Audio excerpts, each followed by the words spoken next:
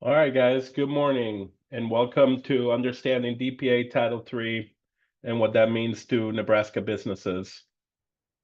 Thank you for showing up, and we're going to have a pre-recorded webinar and followed by I am Peterson being able to be live and answer any type of questions you guys may have. Please have your questions for the end of the presentation, and hopefully we have a good conversation. But real quick, I want to start by telling you a little bit about Nebraska Business Development Center and the Apex Accelerator. So the Nebraska Business Development Center is a nonprofit based out of the University of Omaha, Nebraska.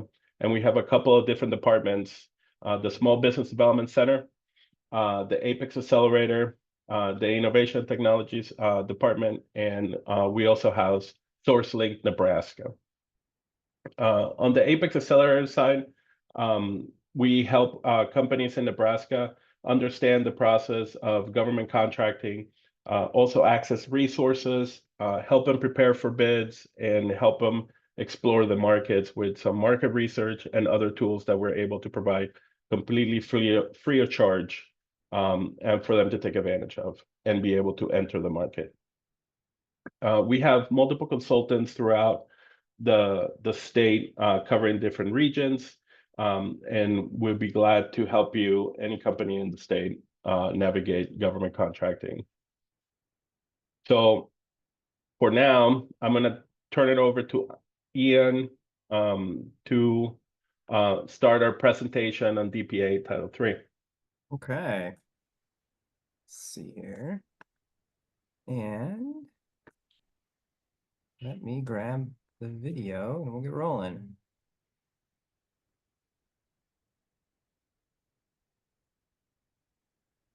And off we go. Hi, everybody. Good morning. Thanks for joining me here for about an hour on Defense Production Act. I'll kind of flip over to the next slide and prove that I'm not just a robot. That's me. I am an attorney with Schoonover and Moriarty. I'm one of the partners here. We are a small law firm. We work exclusively with federal government contractors, and we work with both large and smalls. We do a lot of small business work, but we're not exclusive to that. We'll work with anybody, and so we deal with federal procurement issues day in and day out. So DPA is certainly something that comes up. It doesn't come up an awful lot, but at least the small business issues are something that we've kind of seen occasionally, and there was a lot of congressional interest in during the pandemic. So I kind of got up to speed on it. And so now I'm sort of the resident expert in the firm on these types of issues. So before we get rolling into it, just a quick little plug, GovCon Brief. This is where myself and many of my colleagues do a little bit of creative writing, if you will. We go and write about topics that we find interesting in the federal procurement space. So if you like the presentation today, but we don't cover a topic that is near and dear to your heart, whether it be something like the NDAA or something like that, go ahead and check out the blog. We've got a whole bunch of other content on other issues relating to federal procurement matters, and so we might have touched on what it is that you've got questions about.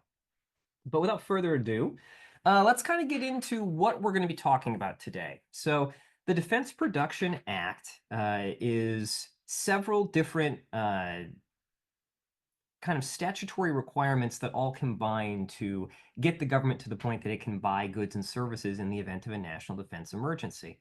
And so to understand how it operates, and the point of this presentation is to really provide sort of a high-level overview of what the DPA is, how it is that you might interact with it as a contractor, and where you might expect the government to be spending money with it. There certainly is a bunch of operational sort of detail and minutia.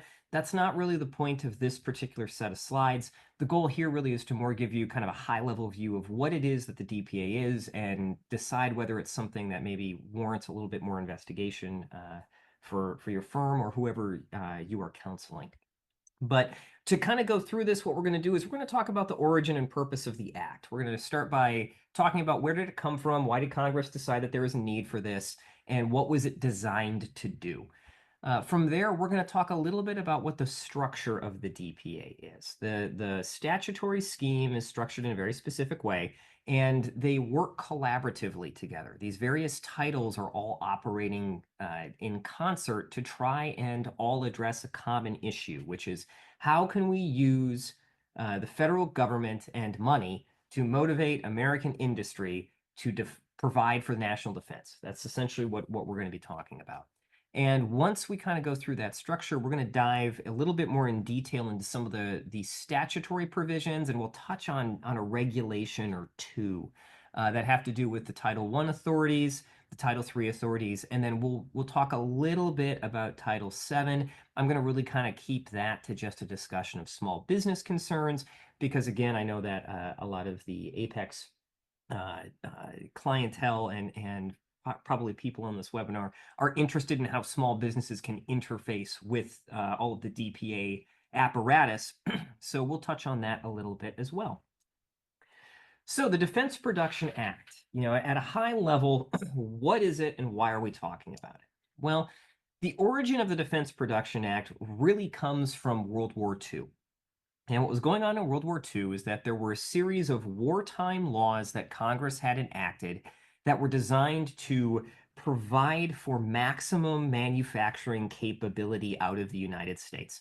The idea was we're going to have individual laws that will dictate who's going to get allocated raw materials, how is energy going to be distributed, who needs to prioritize what work for war materials. All of these laws were in place to really make sure that the American economy understood that what it was doing was supporting troops abroad. That was the whole point of it.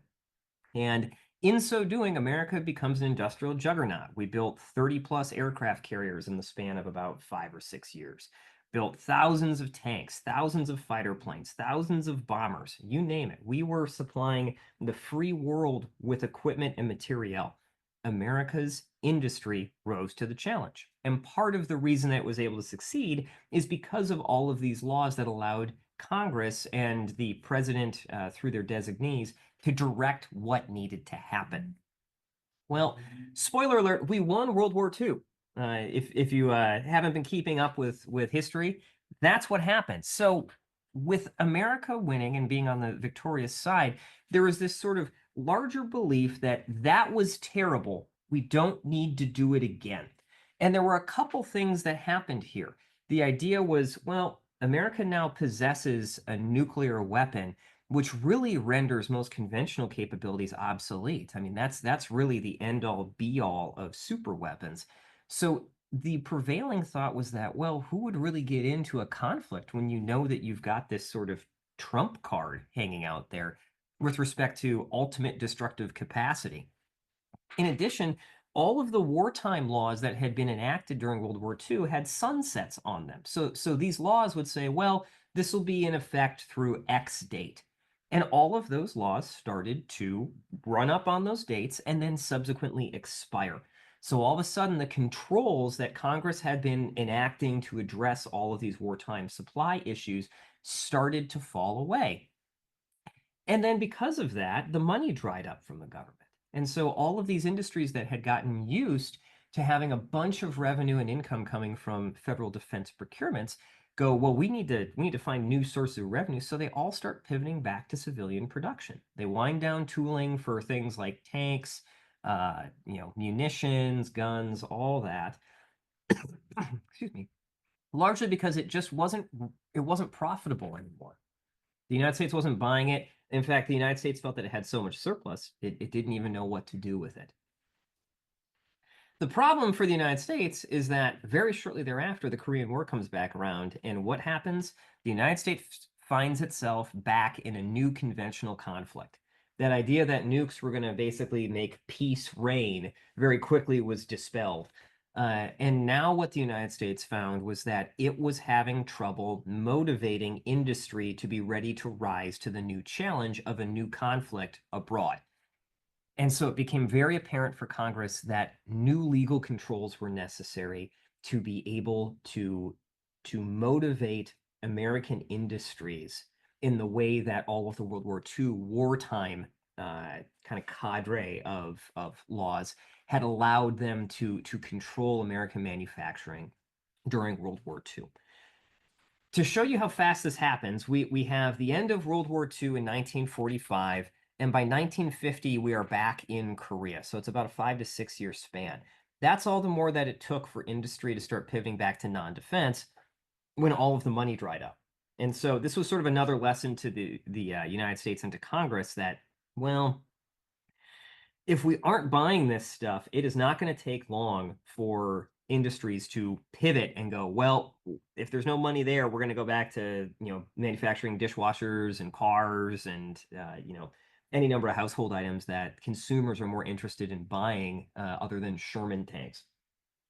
So these are all sort of laying the foundation for why it is that the DPA was necessary. There was sort of this need to be able to push industry to say, hey, if push comes to shove and we need you for national defense, you're going to be there. So let's get into this a little bit. And this is sort of my definition of the DPA. And it's the type of definition that only a lawyer can love. So it's because it's very dense. But what the Defense Production Act boils down to is that it is a combination of economic controls that may be used by the President of the United States and their designees to mobilize American industry for national defense. It is a lot. So let's kind of break down a little bit what each of the constituent parts here in this definition to give us sort of a high-level understanding of what we're going to be talking about today. So first things first, we're talking about a combination of economic controls. The DPA isn't a single thing. It doesn't do one item. What it does instead is it empowers the president and their designees to have a multitude of different tools at their disposal to rise to the challenges that may come from having various threats on national security arise. So it isn't just one solution, and it really is not a one-size-fits-all type of paradigm. Instead, the DPA is very much built to provide options and give various opportunities to different to basically meet different considerations. So this is the what of the DPA. We're talking about material stockpiling, ordering preferences, prohibitions on hoarding, and then we're also talking about some investment opportunities, funding, financing. There's a whole host of tools that exist in the DPA, and this is what it does. It provides ways to control and direct manufacturing for national defense. Second, the President of the United States and their designees, right? This is the who of the DPA. We're talking about who can actually enact and pull the levers on all of these various economic tools and economic controls. And so it's the president, but in many cases, the president would probably designate various other high-ranking officials to be the individuals who would actually be operationally motivating businesses and sort of making decisions. A lot of this presentation will just talk about the president, largely because it's a good shorthand. But when we're talking about that, understand that we're really talking about the president or whoever the president designates. And then finally, to mobilize American industry for national defense. This is the why of the DPA. The idea is there are all of these economic tools, and we have individuals in place who can use them, but the purpose of having both of those things is to rally industry for common defense. That's the whole goal here, is that we are trying to secure America and use America's industrial might to do so. So that's sort of the high-level definition, at least as I see it, for what the DPA does. So with that, let's start kind of diving in a little bit deeper into how does this structurally operate? And to do that, let's start by talking about what is national defense. So from the statute, national defense within the Defense Production Act means programs for military and energy production or construction, military or critical infrastructure assistance to any foreign nation, homeland security, stockpiling, space, and any directly related activity. If you're looking at this and you're going, that's pretty broad, you'd be right. And the reason for that is that the DPA isn't entirely certain how it is that America is going to need to respond to threats from abroad. And so instead of trying to figure out every single way that that might happen, it is instead just provided a really broad list of items that might fall within national defense. But in terms of contemporary America, you can see where several of these things start to crop up. Military or critical infrastructure assistance to a foreign nation. That's where a lot of money was being spent to support Ukraine. So that fits within DPA's parameters very comfortably. That also can fit within, or another example too is going to be sort of stockpiling and building up inventories for United States for Homeland Security purposes. I also always like to highlight space. It sort of is a quirky one that just stands out because I think that when DPA was enacted, space probably meant physical location. But in modern parlance, space very easily could also refer to outer space, as in anything that's in orbit, or that would be Space Force's purview. And I think Congress is more than happy to have that word sort of evolve with common usage, simply because the point of the DPA is to provide broad options in the event of an emergency, not to try and limit things. So it's interesting to look at this definition and see how it is that it expands. Another item, though, is that national defense, by statute, also pulls in the Stafford Act. And the Stafford Act deals much more with national disaster recovery. And it includes specifically emergency preparedness, and that's what the DPA pulls in. And what that refers to are activities and measures that are designed to prepare or minimize the effects of a hazard upon a civilian population, to deal with immediate emergency conditions in the aftermath of it, and to effectuate emergency repairs or restoration of vital utilities or facilities destroyed or damaged. Think about, hurricanes, wildfires, floods, all of that type of stuff is what we're looking at from the Stafford Act. And this is where there was some interest in DPA during the pandemic, was because the COVID-19 pandemic was seen as being a hazard upon the American population. And so this was how the DPA sort of entered into that equation, even though the threat wasn't really a militaristic one. It was much more of just a disease and illness issue. But that's how DPA kind of came up, because the question was, well, how could we use DPA to start having businesses build things like respirators, N95 masks, the whole 9 yards. And that's really the avenue for it, is that the Stafford Act's definition of emergency preparedness allowed that to kind of come in as well. But it's also a good reminder of DPA doesn't just deal with militaristic threats. It's been expanded to also be at least an option for dealing with national emergencies, regardless of how they show up. So if there's a large hazard that impacts the American population, DPA probably is a place where you could at least have the option of implementing items should the president or their designees choose to. However, in my experience, I find that there are plenty of other tools that the government prefers to use first. And so usually DPA doesn't really get pushed into that use case, but it could. So this is a slide that I always sort of like going through. If anyone has been looking at DPA and is wondering, why is it that there's Title I, Title III, and Title VII? The answer is because in 1950, when DPA was enacted, there were 7 titles. And so there was the priorities and allocations, which we're going to get into a little bit later here. And that deals with sort of immediate emergency responses. Second, though, there was the authority to requisition and condemn. So there was sort of a property acquisition component. Title III still exists. That's the expansion of productive capacity and supply. We're going to talk a little bit more about that. And then we've got price and wage stabilization in Title IV, settlement of labor disputes. If you need to get a little bit strong army, Uncle Sam had the ability to arm wrestle with labor. Title VI, control of consumer and real estate credit. Again, this being a tool to try and make sure that capital existed on markets if it was necessary to be able to provide investment for facilities. And then there's Title VII, the general provisions. Well, just as the World War II laws had sunsets on them, the DPA did too. And so after 1953, when the first sunset came around, Congress only reenacted Title I, Title III, and Title VII. So that's what we have today. So if you're wondering why it seems like there's gaps, that's why. There used to be titles there. They just no longer are enacted, and so they've basically gone dormant. And so we're really just left with this skeleton of what DPA used to be. It did lose a little bit of some of its more, I guess, draconian measures, but that hasn't really diminished its effectiveness in terms of being able to respond to specific issues.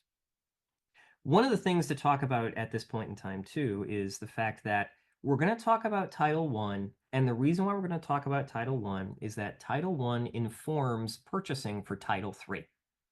And what I mean by that is Title I is going to be talking about tools that the government has to respond to immediate threats on America's security. So these are things like directing production, limiting stockpiling, prioritizing contracts, all of those types of operational procedures. So those are things that you would be putting in place right after a problem happens, after a hurricane hits, after America is bombed, whatever. That's what Title I addresses. Title III, on the other hand, recognizes that the only way that you can have effective Title I response is if you've done the legwork ahead of time to build up manufacturers and industry so that when you need them, they are there. Title III then is looking more at how can we invest in American industry? How can we be ensuring that maybe things that we wouldn't necessarily have a market for without a conflict still be produced? You know, things like aircraft carriers or tanks, you know, that type of stuff. How can we make sure that that manufacturing capacity isn't lost even when it isn't immediately needed? And that's what Title III gets into. But the Title III considerations really do look back at Title I, because Title I is what America's going to need to do in the immediate. So they sort of play between each other, which is why I cover both. And then finally, Title VII is just general provisions. These are sort of your administrative and managerial provisions that are just designed to operate the DPA apparatus. These are things like setting up standing committees to sort of organize things, providing procedures for how to do certain activities, you know, pulling in industry members to do sort of, you know, joint task force work, all of that type of operational stuff. So we're not going to get too far into that. That's pretty far in the weeds. But we'll just touch on sort of some high level issues, mostly related to small business out of Title VII. So then let's dive into it. Let's get into Title I. Title I, I think that the thing that most contractors are usually aware of is the priorities and contracts. And there's a slide that's a couple down the road here where we'll get into it. But I think that priorities and contracts is probably where most contractors working with DoD entities have the greatest exposure to DPA, if maybe they don't even realize it because it's sort of happening in the background. But what we're looking at here is a presidential authorization to compel contractors to accept and perform a contract and to prioritize that contract when it's necessary for national defense. I call this non-optional federal contracting. It kind of turns the traditional, you know, offer and acceptance deal on its head.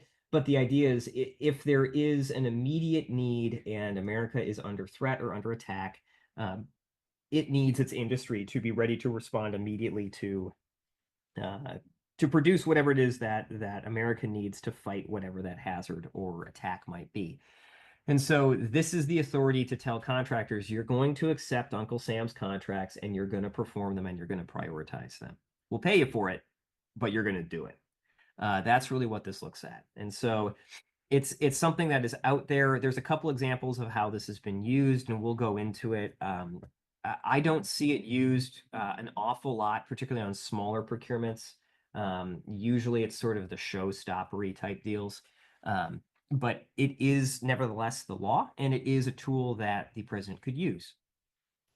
In addition, the president is also allowed to allocate materials, facilities, services, and energy whenever it's necessary to protect national defense. And so there is a sort of, there's two rights here. There's the, you're going to do our contracts, and then there's also this allocation preference of saying, okay, the president has the right to allocate materials, services, and facilities that would be deemed scarce, critical, and essential to maintain or expand production, refining, or transportation, to conserve energy supplies, or to construct or maintain energy facilities, and that without implementing the allocation rights, they would not be able to be implemented or achieved effectively. An example of this is, think about a situation if you need steel to build ships, to build tanks, to build planes. If you've got a fixed amount of that resource, you can't make it do more than you have. And so sometimes it's necessary to make difficult decisions about how to allocate those resources in the most beneficial manner to protect America's immediate needs. And so this is the authority that the president has to do that.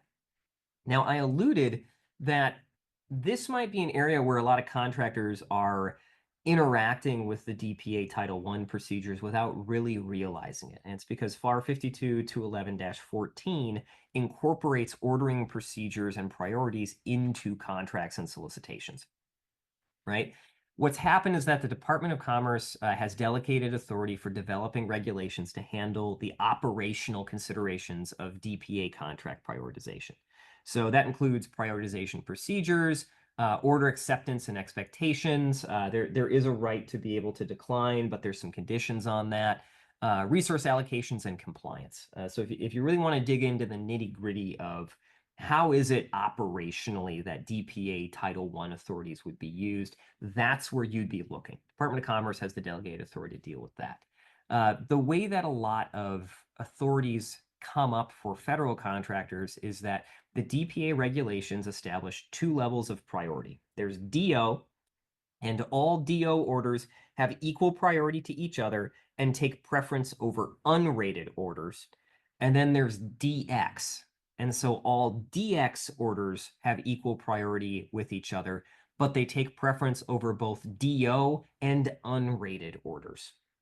So that's sort of your hierarchy. You've got unrated, then your middle tier is DO, and then DX is sort of your trumps all, unless it's another DX rating. So these get incorporated into solicitations, as I mentioned, by 52-211-14. I've been seeing the Department of Defense, sort of as a matter of course, incorporate either a DO or a DX priority into contracts for years, just as sort of a habitual item. And really the idea is just, in the event that the government needed to flip one of the DPA switches, they've already done the hard work of identifying which orders are DO and DX. So they can just essentially say, okay, we're gonna pump the gas on these DX orders or these DO contracts or what have you. Practically speaking and operationally, it hasn't really impacted much in terms of operational considerations, largely because DPA is something that I have not seen be utilized with a high degree of frequency. Doesn't mean it doesn't get utilized, it just means it hasn't been utilized with a high incidence rate. But just if you take a look, after the presentation, if you're curious, you can go check your contracts. You might find a DO or a DX, and that's what it's referring to. It's telling you where your prioritization would be in the event that DPA Title I authorities, particularly the contract priority rights, got implemented. So moving on, this is a slide that I always chuckle at because it also is one that I think became very relevant during the pandemic. In addition to the prioritization and allocation rights, there's a separate set of tools that are designed to prevent the hoarding of scarce materials. And again, all of these are sort of operating in concert. As I mentioned, DPA isn't a single thing. It's a combination of tools that are out there to be able to respond dynamically to different problems that America might face. And so there's the prioritization and allocation side, but you also want to make sure that if you do have scarce materials, you want those available so that they can go where they can do the most good to protecting American interests. And that's what this is designed to do. So this statute will prohibit individuals and companies from either accumulating scarce materials in excess of reasonable demands for business, personal, or home consumption, or to accumulate scarce materials for the purpose of resale at prices in excess of prevailing market prices. And then the president has the authority to deem materials as scarce. The two ways to think about this is that with that first one, Accumulating scarce materials in excess of reasonable demands. That's your toilet paper example. If you think back to 2020, for whatever reason, we kind of got to March of 2020. Everyone started, saying that the world was going to shut down. And the first thing that ran into everybody's mind was, how am I going to wipe my bottom? And I don't really know how it is that we got there as a society, but that's where we went. And so all of a sudden there was the run on toilet paper, and you could not find Charmin if you tried. And I tried. So this is an example of where DPA could have come in and prevented the mass run on toilet paper at Walmarts and Targets. Because if people were buying 300, 400 rolls for a family of three, you could say you do not need that for personal or home consumption. That is absolutely hoarding materials that Ian has designated as scarce. And so you can't do that. Another really good example from that early pandemic time is on the second point, accumulating scarce materials for the purpose of resale at prices in excess of prevailing market prices. If you remember back to that same time, while they were reporting on the toilet paper, they also were reporting on N95 masks. Those were the ones that essentially everyone was saying is going to save us from this airborne pathogen. And there were all kinds of people who were buying up N95 masks and then reselling them on eBay for exorbitant prices. Both of those activities are the types of things that DPA could have stepped in to prevent if they would have been deemed scarce materials, and was not implemented to save America from itself. So call your Congress people. They could have saved you from the toilet paper glut.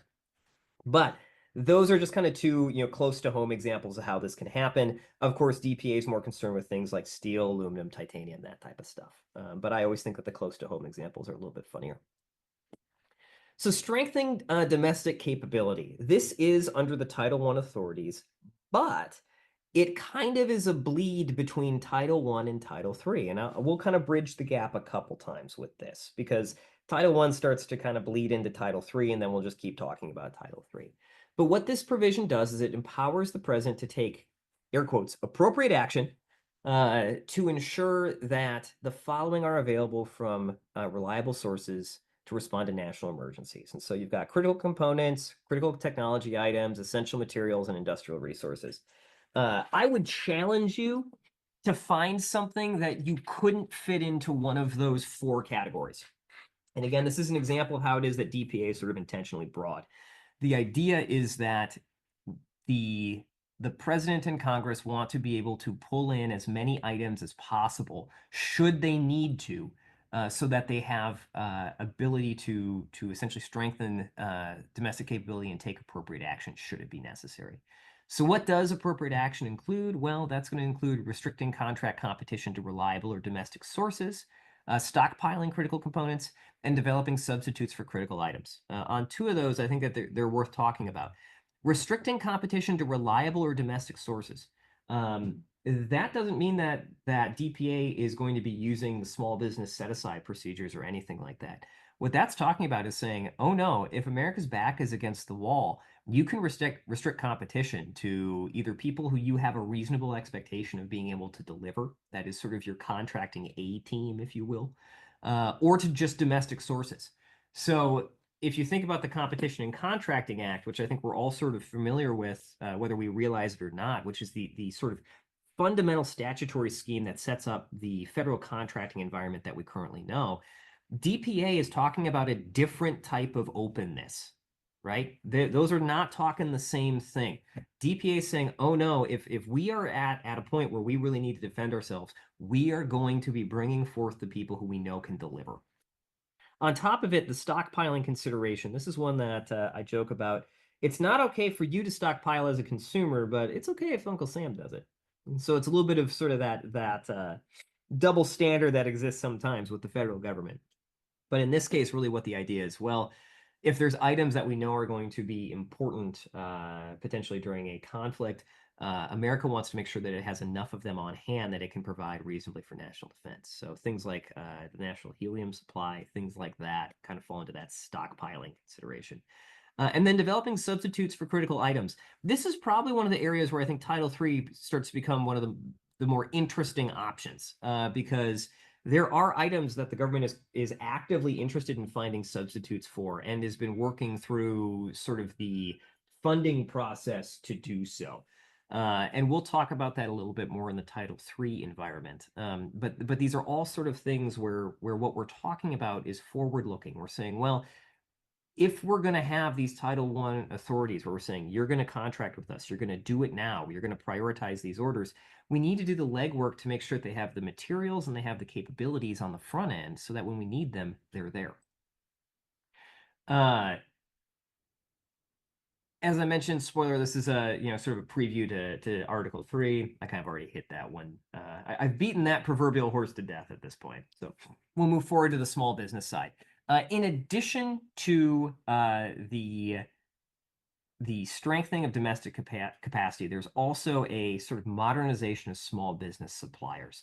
And this is one of a couple places where DPA touches on small business considerations, but again, it does not bring in any of the current SBA programs. So you're not going to see SDVOSB, HubZone, 8A, all of that kind of, that acronym garden doesn't impact DPA. DPA is its own beast, and it's going to apply its own considerations. So if you're looking at it from the small business angle, here's one of them.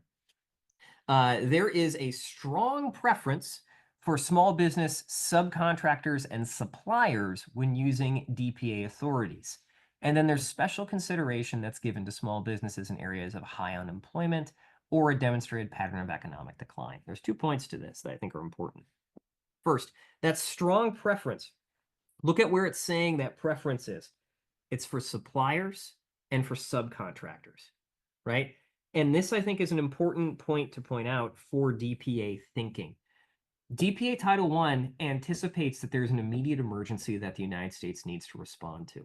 And it has in place procedures where it's saying we are going to bring to bear those industrial juggernauts who we know can deliver essential goods necessary to respond to whatever the emergency is. The thing is that when DPA is talking about that, it's talking about the big names that come to all of our minds. It's talking about the Lockheeds, the Boeings, the L3 Harris, the Rocketdyne, who just bought them? I forgot. But you get the idea. These are all sort of these large defense contractors, and the reason why is because the executive branch knows that these businesses do have both the leadership, the capital resources, and the staff to be able to rise to the challenge of delivering what America needs at an urgent rate.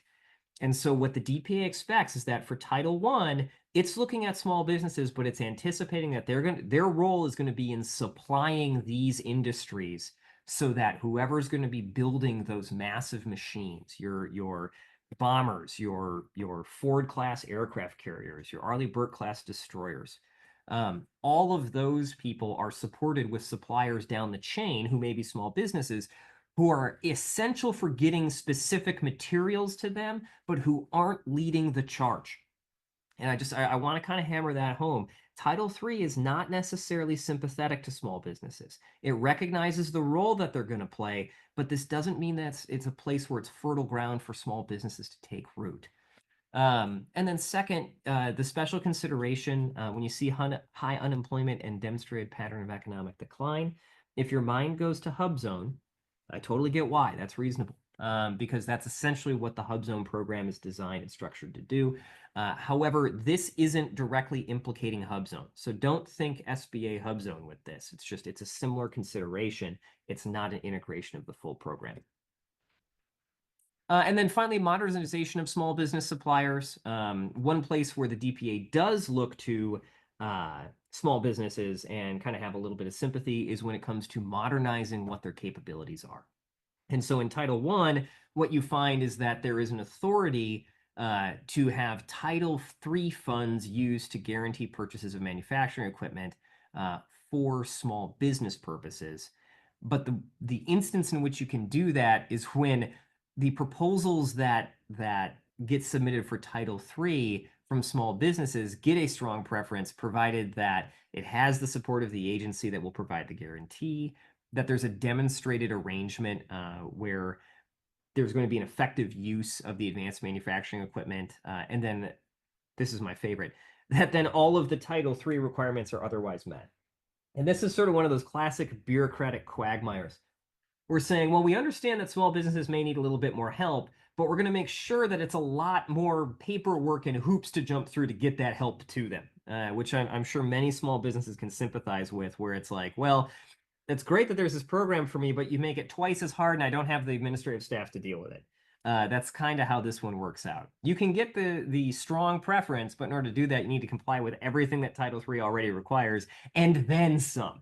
But that's how the statute's written, so that's the way that you can get the preference.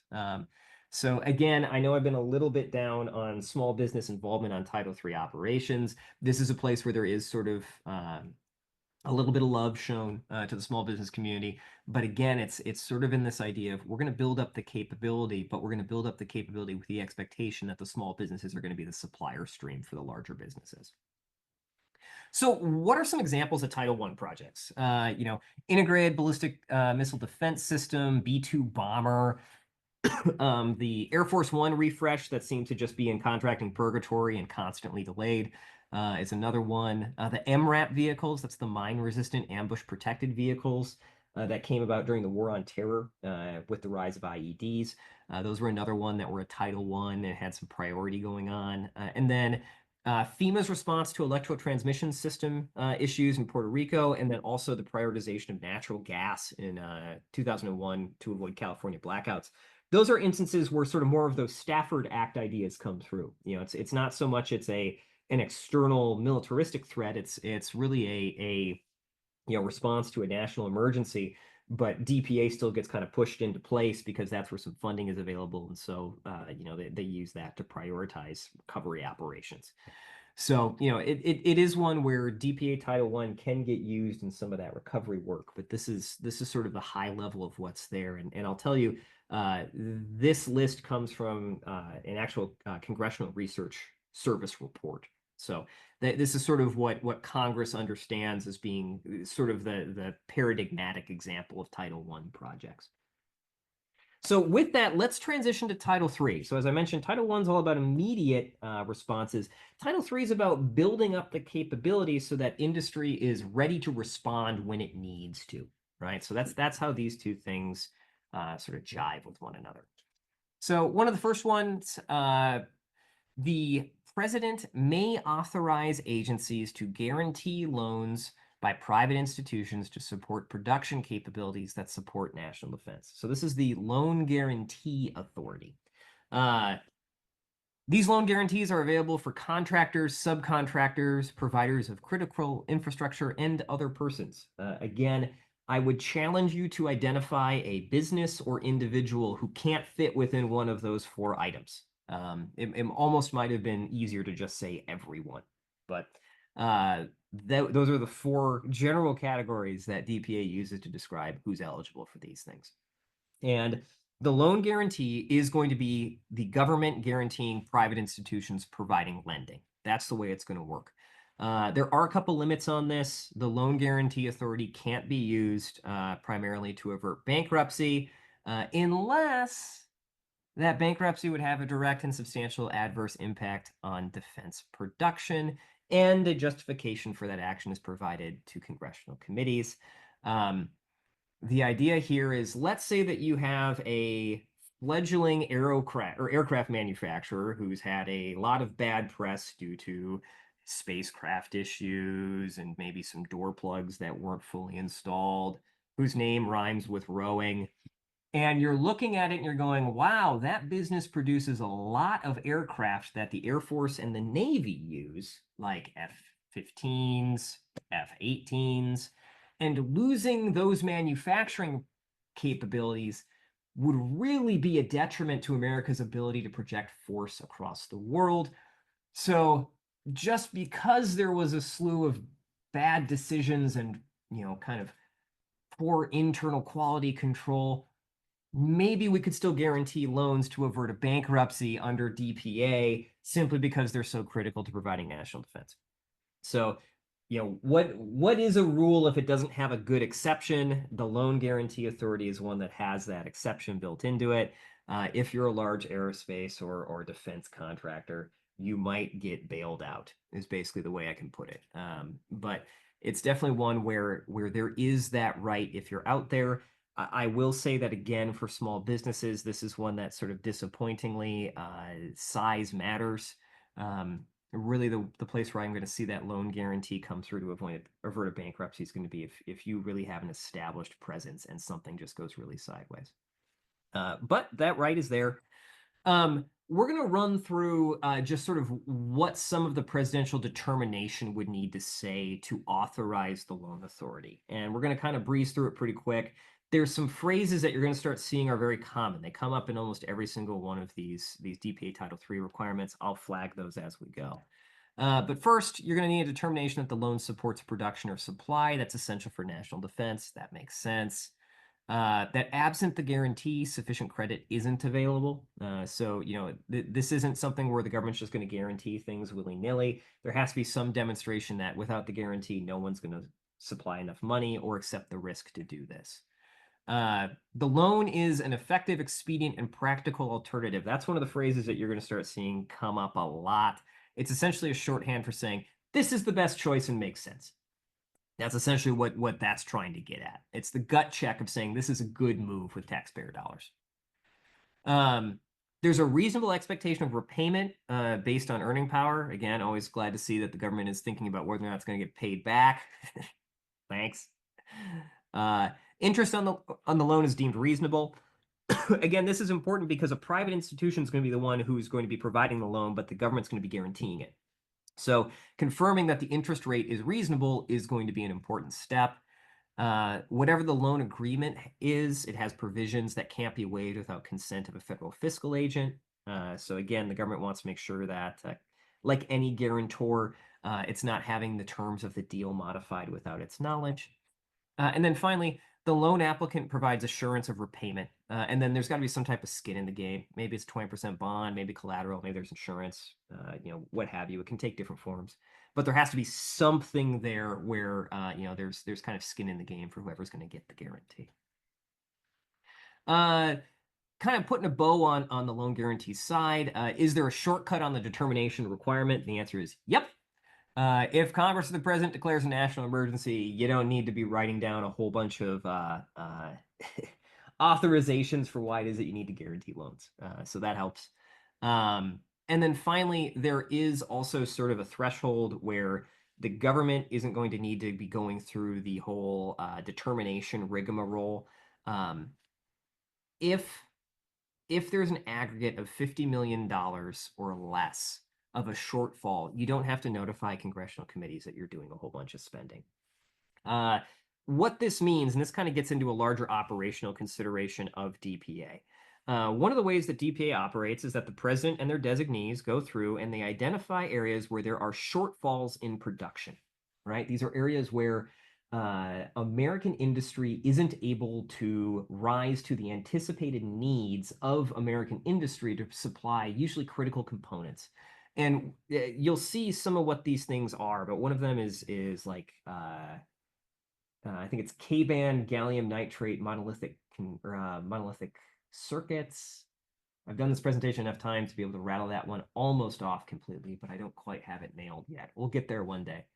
Regardless, that's an example of a very specific type of technology that's really important for radar technology. And so the thing is that Congress had, or the president and their designees have identified that as being an area where American industry isn't prepared to meet anticipated demands in the event that there was some type of conflict. And so DPA Title III has a pool of money that's available, and DPA Title III is working to try and mitigate that shortfall, given the importance of radar technology in terms of identifying threats, and all the integrations that it has within the larger defense environment. So that's kind of what the idea is in terms of these shortfalls. What's going on when it comes to the loan guarantee side is if you're funding various sort of shortfalls with DPA Title III funds, you don't need to go and notify congressional committees unless the aggregate of one of those spends is going to be $50 million or more. So that's kind of what's going on. That can be one contract action hits your 50 million, or it could be 60 contract actions that hit your 50 million. It just sort of depends on the shortfall. But regardless, that's sort of the threshold where it's like, if you're not going to spend more than 50 million, you don't need to worry about it. Also, I like that the implication that when you're in the federal government, $50 million is your de minimis threshold. Sort of a wild thing to think about, but hey, it pays to be Uncle Sam. Okay, so we talked about guarantees. There's a separate right to make loans directly to businesses. So instead of just being a guarantor, this would be Uncle Sam stepping in to actually be the banker. Again, these loans are available to contractors, subcontractors, providers of critical infrastructure, and other persons. So, it's a wide range of people who could be eligible. The loans are authorized when the following are true, and it sort of has a dovetail kind of yin-yang relationship with the guarantees. The idea is, depending on the circumstance, either guarantees or loans are going to be favored. It just sort of depends on where things are at. So the federal government can get into the business of doing direct lending if financial assistance is not otherwise available from private sources on reasonable terms. This kind of matches the guarantee side. The idea being, look, we're only going to put taxpayer dollars into play as loan assets if there really is no other way to finance anything. That's what we have to have. And then during emergency declarations, the president has to make the following determinations, which is that the loan supports production or support essential to national defense, that without the loan, American industry can't produce the items in a timely manner, that the loan is the most cost-effective, expedient, and practical strategy to meet the need, that anticipated earning power and pledged security of the borrower is reasonable and provides comfort of repayment, and then that the loan interest rate, again, is reasonable. The idea being now Uncle Sam's actually becoming the banker, so let's make sure that we're earning back whatever we reasonably would have expected on the private market. Couple notes here to kind of wrap up both the guarantee and the loan provisions. Unfortunately, DPA Title III loan authorities, that is the guarantee and the loans, have not been used in the better part of 30 years. And I have not seen them used recently. If you're looking for funding in terms of sort of loan acquisition items, I don't know that DPA Title III is really going to be where you're going to be looking. The reality right now is that there's enough capital out in the commercial marketplace that almost all businesses can find someone who would lend to them. Or if they can't find someone who would lend to them, there are probably risk reasons why no one is prepared to give them that capital. And so even if you did look at Title III, you probably would still end up tripping up over either the anticipated earning power or the collateral requirements. So, all of this is to say is that these are tools that do exist under Title III. But if you're looking at Title III as being how it is that you're going to finance expansion, I would recommend not pursuing that too hard. Just because I have not seen it be effective. Now, I have also been wrong before.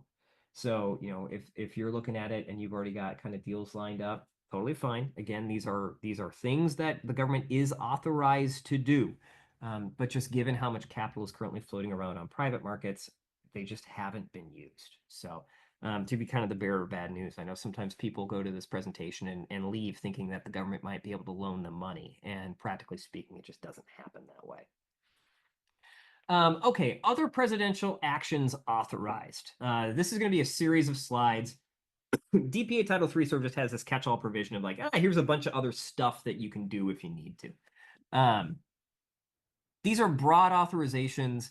They cover things like purchase and purchase commitments of resources for government use, encouraging exploration and mining of critical strategic materials, developing production capabilities, and increasing the use and implementation of emerging technologies. So again, there's sort of a whole host of reasons why the government might use these, and we're going to get into some of the specific details of kind of what is available with this. So first, purchases and purchase commitments. The president may purchase or commit to purchasing resources or technology to support national defense. But prior to doing that, the president or their designees is going to need to determine that A, the supply, resource, or technology is essential to national defense. Without the action, American industry can't meet supply needs promptly. And purchases or purchase commitments are the most cost-effective, expedient, and practical solution. As I mentioned, this phrase pops up a lot. It's the gut check of, does it make sense to do it this way? And let me sort of give you some examples of how it is that this might make sense. Of course, there could be purchase commitments for maybe commodities, titanium, steel, maybe various gases like helium or things that are difficult to mine, enriched uranium, stuff like that. There's a whole host of sort of commodities that the government might be interested in having, and if they're going to get those, if it comes time to resell anything that the government has sort of stockpiled or committed to purchase, it's going to have to be at either an established ceiling price or a prevailing market rate. The idea being the government doesn't want to inadvertently devalue certain commodities simply because it has been participating in the market as something of a hoarder. So that's sort of just a market stabilization limit. But I don't think that the commodity side makes as much sense. I think that the better place to look at this is going to be from the perspective of technologies that have no other real utility outside of the government. And a really good example of that is aircraft carriers. Aircraft carriers are a phenomenal force projection tool. They are also monumentally complex, incredibly expensive, and huge. And so there isn't really a marketplace to buy them. They don't haul goods. They are really designed for defense and, or I guess offense, depending upon who you talk to. And the whole thing with that is there really wouldn't be a private market for aircraft carriers. But if you don't continue to develop aircraft carrier technology, you either run the risk of having the people who engineered the initial batch and learned the lessons of prior iterations retiring and taking that information with them, or you lose the production capability and capacity because the slipways that were big enough to actually build those boats are now occupied by freighters, tankers, a whole host of non-military ships. And so that technological and capability brain drain could be a very large national defense security issue, because just because you don't need it today doesn't mean you don't want it tomorrow. And that's another example of how having a purchase or purchase commitment capability, even when you don't necessarily need it in the moment, can still be very valuable for protecting America's interests. Additionally, there's also a subsidy right. The president may subsidize domestically produced materials to ensure continued supply of high-cost resources or maintain stable pricing. There's sort of two ways that the DPA looks at this. Subsidies are authorized when either there is the potential there's going to be a decrease in supply from high-cost sources that would impact DPA objectives. This is talking about instances where you've got, different companies mining the same resource from different areas. Maybe one area is really, really easy to mine this stuff, but it's a lot harder to do from this other location, but there still is a lot of that resource there. Well, the government doesn't want there to be a decrease in total supply just because the high cost production facility can't keep up with the pricing that can be offered from the low cost one. So it might subsidize a little bit to bring a little bit of parity there so that the total supply of that resource remains consistent. Alternatively, the other place where a subsidy might make sense is if the cost of transportation has temporarily increased and threatens to impair maximum production. A real world example of this, I don't think DPA got used, but I could have at least made the argument for it, was when that bridge went out. I think it was actually over the Mississippi near Tennessee. Because of structural fractures on that bridge, there was concern that there might be an imminent failure on it, so they had to close it. And that was one of the major east-west thoroughfares, which meant that all of the trucking that was shipping through that artery had to then be rerouted onto different routes to get across the river and continue moving its way east. So that's another area where, a subsidy may be appropriate to kind of keep the trucking prices consistent, because a factory is in Tennessee as opposed to maybe Ohio or Kansas, it doesn't really, Congress doesn't want that to become the reason why some of its defense producers are no longer in play. And then finally, installation of federal property at private facilities. There is a right to be able to install government equipment at private facilities, but it's not just install it. The federal government can improve industrial facilities through either purchases or expansions. It can procure and install federally owned equipment. That one's pretty straightforward. But it can also provide for the expansion or modification of private facilities. It can use Title III resources to do that, or it can transfer or sell federal property to private owners of production facilities. Again, this is all about trying to make sure that the people who can use the equipment to produce the end item have it in their hands. This isn't sort of like a grab bag of like, oh, the federal government might be handing out stuff. This is all about saying the government has tools to make sure that whoever can be the person to actually implement these pieces of equipment and make the thing, make the bullet, make the tank, make the cog, whatever it might be, they have them at their facility. Because if those pieces of equipment are sitting dormant in a federal facility, they're doing literally no value to common defense. So that's what this is trying to do. It's saying there's tools to make sure that the government can either throw physical assets in the form of tooling or other equipment resources, or literally just money at the problem to make sure that there's equipment on site so that manufacturers can produce. A couple more slides, and I know that we're right around 11 o'clock, so I'll kind of wrap it up. There is a DPA Title III fund. It has a ceiling value of $750 million. So again, it's always kind of fun to see the monopoly money that can be thrown into these various federal programs. This is through 2020. I haven't been able to track down some more updated numbers, but again, you can kind of see what the appropriation amounts are. Generally speaking, it's pretty common for Congress to throw roughly $60 million, give or take, on average at the DPA Title III fund. So there is money there. But that brings us to a question of what are some good examples of Title III projects? Well, one is advanced drop-in biofuel production. Something DoD wanted is they wanted a whole host of options where there were renewable resources that could be used for fuels, for things like planes, tanks, automobiles, the whole 9 yards. But they want it to be drop-in. It's sort of like E85 for commuter cars. Same idea, but they want it at sort of a military grade. And so that's an example of a Title III project. K-band gallium nitrate monolithic microwave integrated circuits. I did basically rifle that one off earlier. Again, that's kind of going into radars and things, and it's sort of a critical manufacturing chain that you need in order to make high power radars. So that's what they wanted there. They wanted to develop the domestic capability to produce the circuits. So that one may be less about whether or not there's supply globally. It's more so about America wants to make sure it can do it itself. And then, as I mentioned, the loan guarantee authorities haven't been used for more than 30 years. So they're on the books, but they don't get used. So a couple more slides. I'm going to breeze through this one pretty quick. Title VII. Title VII is sort of your administrative procedures and processes. That's what we're talking about here. This is the separate discussion of small businesses that's more generalized. It's not localized to Title I or Title III. What the DPA says is that small business concerns shall be given the maximum practicable opportunity to participate as contractors and subcontractors at various tiers in all programs to strengthen the nation's industrial base and its technological base pursuant to the Act.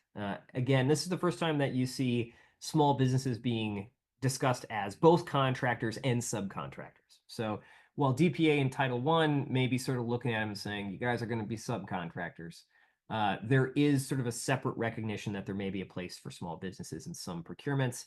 Nevertheless, I think that when it comes to Title I would expect to see a lot of the major defense contractors sort of being the key folks there. And then with respect to resource allocations, small businesses should be provided a fair share to those resources. Essentially, it's a reasonable opportunity to have things.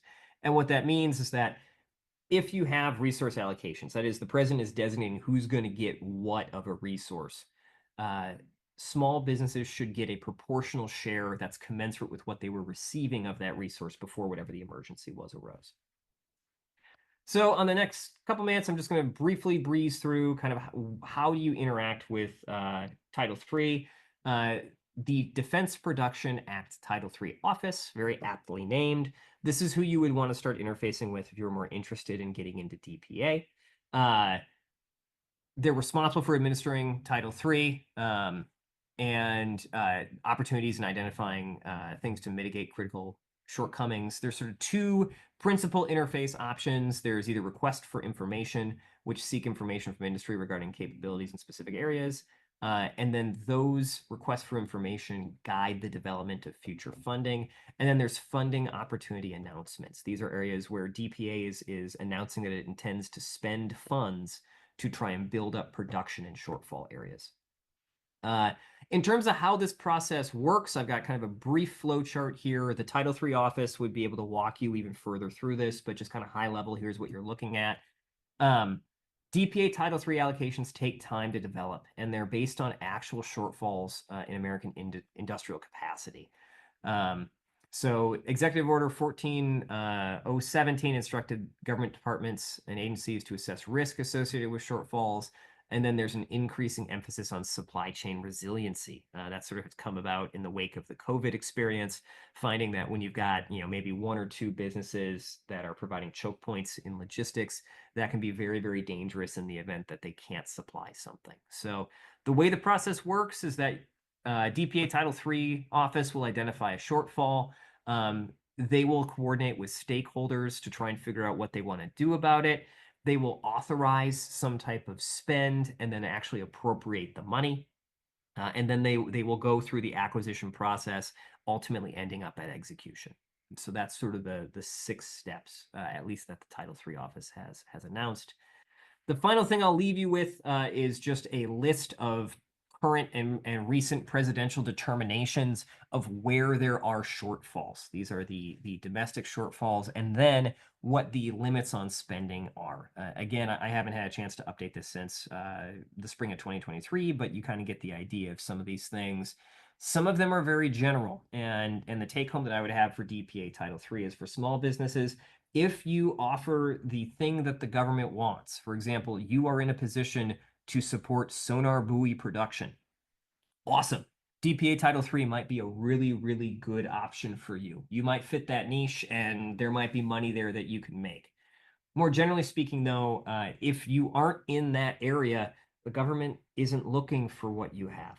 And so DPA Title III is one where it's really not about what capabilities the business has. It's about what is the government looking for to try and mitigate shortfalls. And again, that doesn't mean that businesses may not have things to offer. It just means that when it comes to Title III, if you really want to leverage it, you need to figure out how you fit into one of these boxes.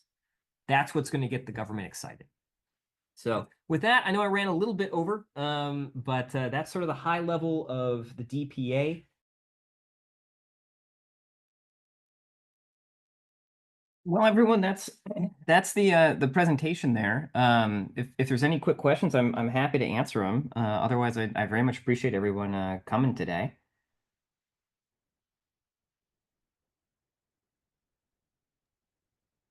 Thanks, Ian. If anybody has questions, you can unmute yourself and ask them directly or put them in the chat if that's more comfortable.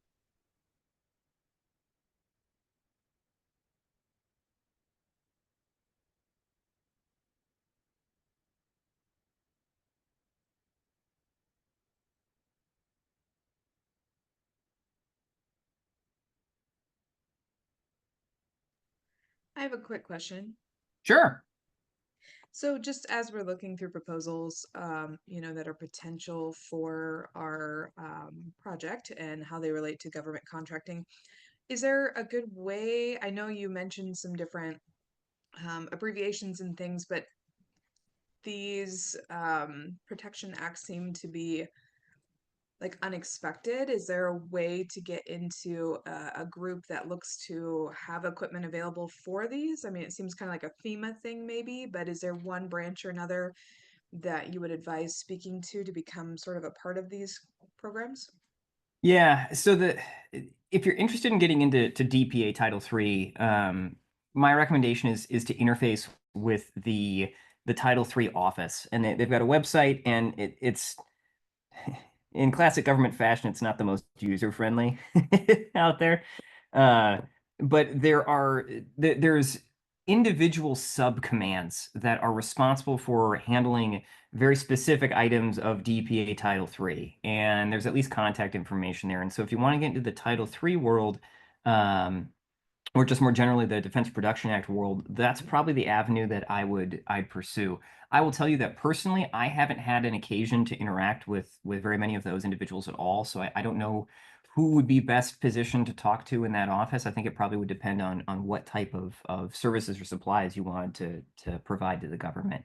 But poking around on that website would get you some areas. I know that, or get you some direction. I know you mentioned FEMA as well. I think FEMA might be a better avenue.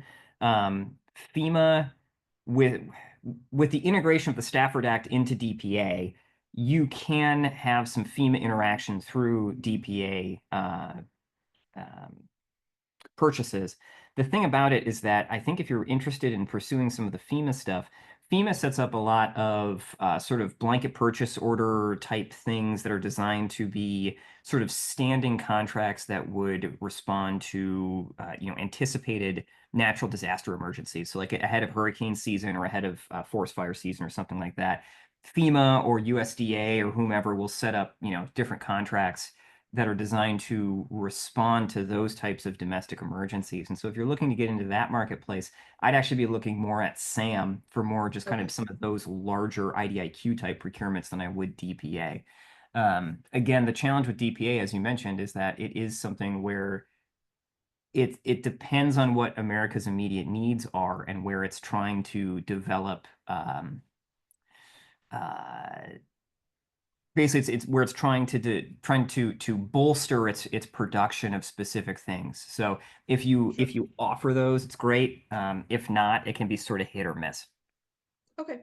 Do you have that website? I was just kind of Googling a little bit and didn't have Yeah. a terrible amount of luck, but if you have Yeah. that website, that'd be really helpful. Our company produces a medical device that automates triage for mass casualties, so very much in line Oh, with this. So thank you. cool. Yeah, absolutely. Yes, the website is businessdefense.gov.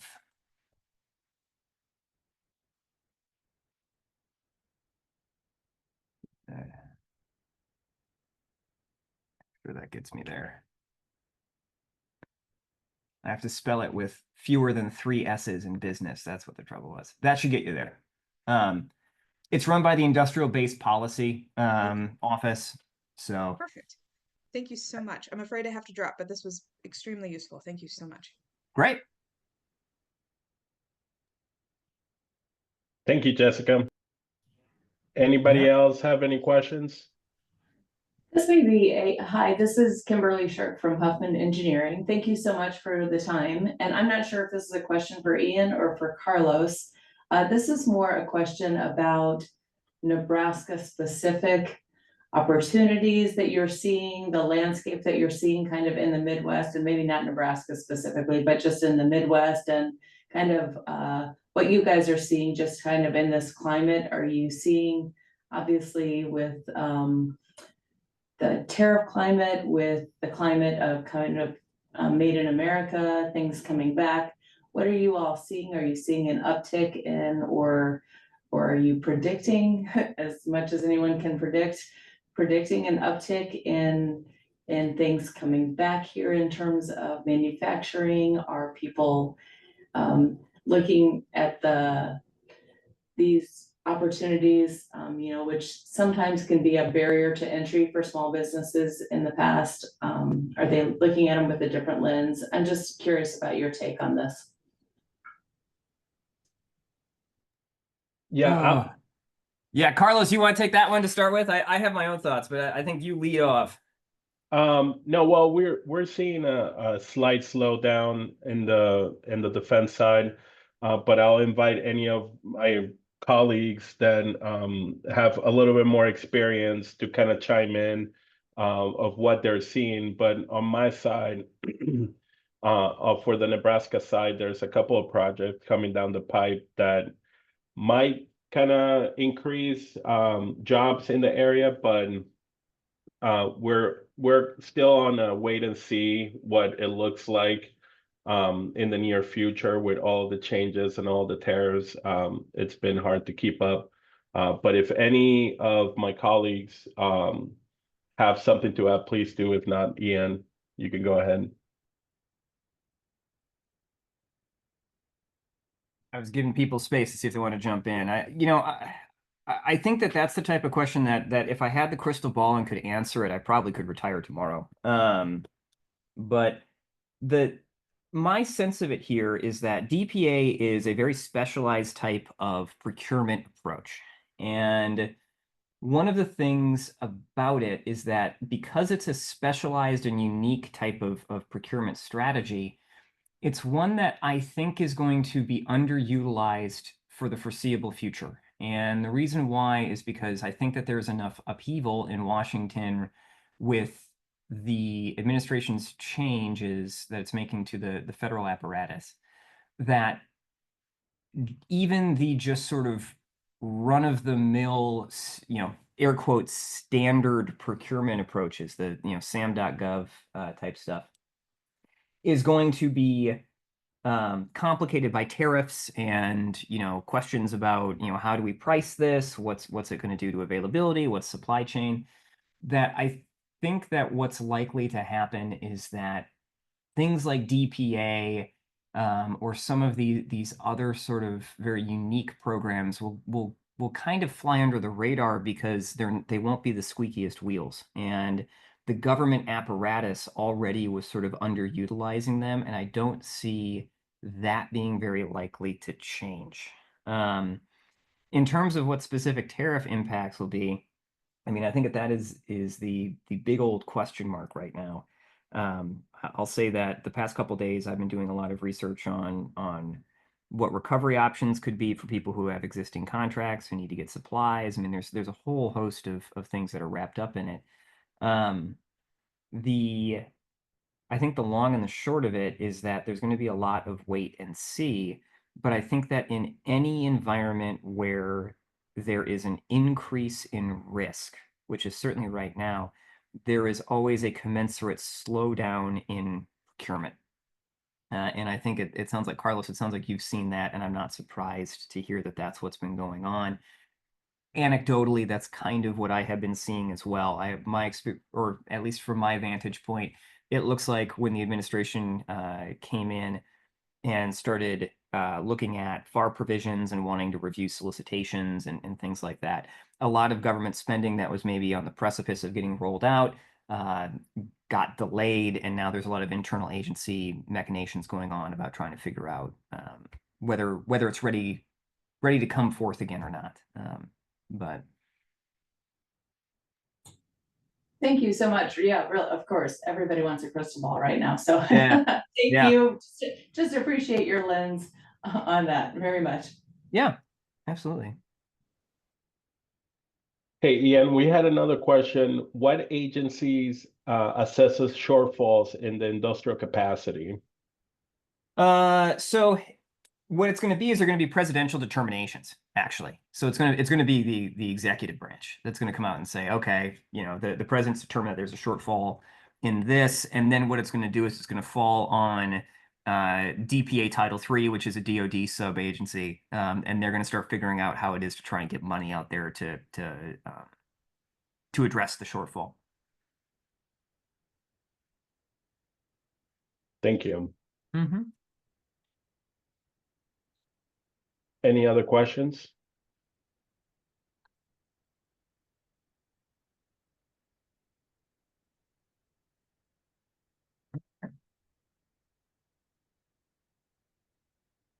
Cool. We're hearing none, guys. Yes. So we want to thank Ian and Skunori and Moriarty for letting us into this insight of DPA Title III, and I appreciate the thorough presentation. Obviously, you have his contact info in there. I will send the presentation slides soon after we log off. And again, guys, we're here as Apex Accelerators to provide services to Nebraska businesses free of charge. If you guys need to follow up with a consultant, please don't hesitate to reach out. Awesome. Thanks, everyone. Thank you.